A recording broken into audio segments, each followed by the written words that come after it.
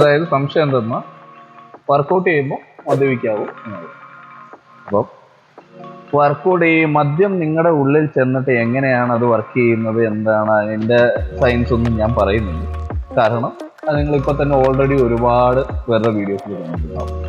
നിങ്ങൾ മനസ്സിലാക്കേണ്ട ഒരു കാര്യം, മദ്യപാനം എന്ന് പറയുന്നത് അത് ഓരോരുത്തരുടെ ഇഷ്ടമാണ്. അത് ഞാൻ ചെയ്യരുതെന്ന് പറഞ്ഞാൽ, അത് ശരീരത്തിന് ഗുണമില്ലെന്ന് പറഞ്ഞാൽ ചെയ്യാനുള്ളത് ചെയ്യും. അപ്പോൾ ഈ വർക്കൗട്ട് ചെയ്യുന്ന ചിലർക്ക് ആ ശീലം ഉണ്ടായിരിക്കാം. അപ്പോൾ അന്നേരം എന്താണ്, എങ്ങനെയാണ് ചെയ്യാവോ പാടില്ലയോ എന്നുള്ളത്. അതായത് ഒന്ന്, മദ്യപാനം അത് വിഷമാണെന്നുള്ളത്.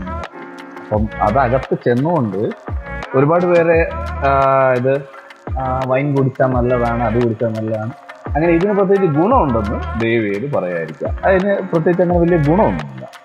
പിന്നെ വർക്കൗട്ട് ചെയ്യുന്നതിന് മുന്നേ നിങ്ങൾ മദ്യപിച്ചിട്ടാണ് വന്ന് വർക്കൗട്ട് ചെയ്യുന്നതെങ്കിൽ ഒന്ന് ഓർത്ത് വെക്കുക, ആടി നിൽക്കുന്ന ഒരാൾ വെയിറ്റ് എടുത്തിട്ട് ആടിയിരുന്ന എങ്ങനെ ഇരിക്കും, ഇഞ്ചറി ഉണ്ടാകാനുള്ള സാധ്യത വളരെ കൂടുതലാണ്, അപകടം ഉണ്ടാകാനുള്ള സാധ്യത വളരെ കൂടുതൽ. അത് നമുക്കല്ലെങ്കിൽ നമ്മൾ വേറെ ആരുടെയെങ്കിലും ദേഹത്ത് നിന്ന് ഇടിക്കുകയോ അവരുടെ ദേഹത്ത് വെയിറ്റ് മറിച്ചിടുകയോ അങ്ങനെ എന്തെങ്കിലുമൊക്കെ ചെയ്താൽ എന്തുകൊണ്ടും. അപ്പം അതുകൊണ്ട് മദ്യപിച്ച് വർക്കൗട്ട് ചെയ്യുന്നത് ഒരിക്കലും പാടില്ല. പിന്നെ രണ്ടാമത്തെ കാര്യം, വർക്കൗട്ടിന് ശേഷം മദ്യപിക്കും.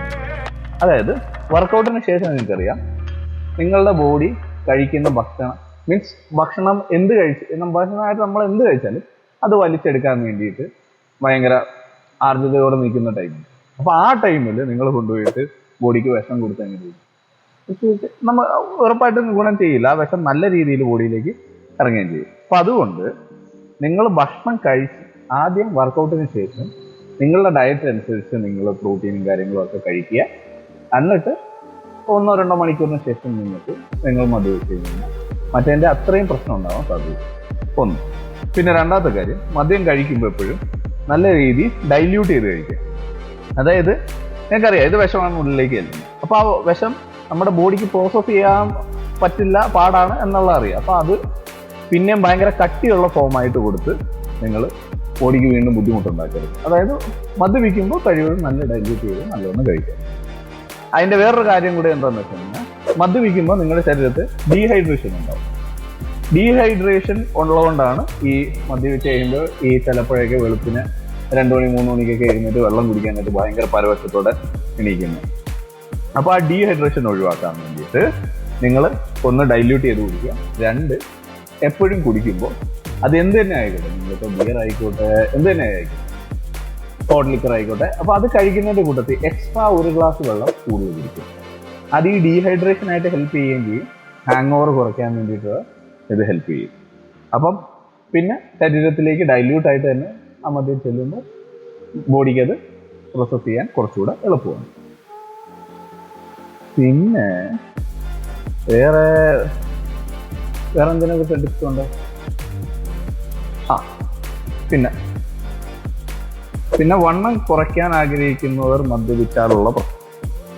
അതായത് നിങ്ങൾ മനസ്സിലാക്കേണ്ട ഒരു കാര്യം, മദ്യം എന്ന് പറയുന്ന സാധനത്തിൽ ഒരുപാട് കലോറീസ് ഉണ്ട്.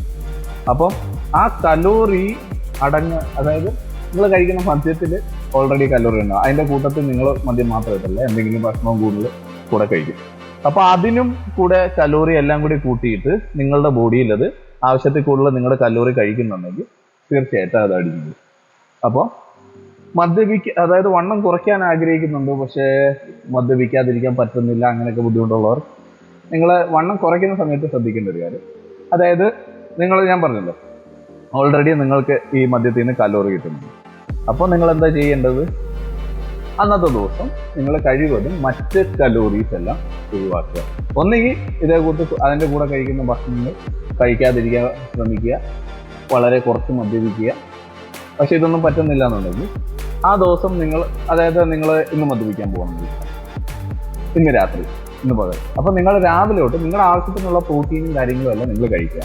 മറ്റു കാര്യങ്ങളൊന്നും കഴിക്കാതിരിക്കുക, കാർബോഹൈഡ്രേറ്റോ ഫാറ്റോ ഒന്നും കഴിക്കാതിരിക്കുക. നിങ്ങൾ പ്രോട്ടീൻ മാത്രമായിട്ട് കഴിച്ചിട്ട് ഈവനിങ് ആകുമ്പോൾ മാത്രം നിങ്ങളുടെ പ്രോട്ടീൻ കണ്ടന്റും എല്ലാം തികച്ചതിന് ശേഷം മാത്രം മദ്യപിക്കുമ്പോൾ ഇതേ കൂട്ട് എന്തെങ്കിലും ടച്ചിങ്സ് കാര്യങ്ങൾ കഴിക്കാം. അല്ല എന്നുണ്ടെങ്കിൽ നിങ്ങൾ എന്താ ചെയ്യുക, നിങ്ങളെ കൊണ്ട് അതും പറ്റുന്നില്ലെങ്കിൽ അല്ലെങ്കിൽ മറ്റൊരു കാര്യം ചെയ്യാൻ പറ്റുന്നു, നിങ്ങൾ ഈ കഴിക്കുന്ന സമയത്ത് ടച്ചിങ്സ് പോലും പ്രോട്ടീൻ ആക്കുക. അതായത് ചിക്കൻ, ബീഫ്, അങ്ങനെയുള്ള മുട്ട, അതുപോലത്തെ പ്രോട്ടീൻ കാര്യങ്ങൾ നിങ്ങൾക്ക് ഉൾപ്പെടുത്താവുന്നതാണ്. ഇത് നിങ്ങൾ കുടിച്ചേ പറ്റുള്ളൂ എന്നല്ല ഞാൻ പറയുന്നത്. കുടിക്കാതിരിക്കാൻ പറ്റാത്ത കുറച്ച് പേരുണ്ടാവും. എനിക്കറിയാം, ഞാൻ ഒരുപാട് ക്ലയൻസ് ഞാൻ ഫേസ് ചെയ്തതാണ്. അപ്പോൾ നിങ്ങൾക്ക് പറ്റുന്നൊരു കാര്യം അത് ഒറ്റയടിക്ക് നിർത്താൻ പാടായിരിക്കും. അപ്പം കുറേശ്ശെ ആയിട്ടെങ്കിൽ ഇത് ഒഴിവാക്കുക എന്നുള്ളത് മാത്രം എനിക്ക്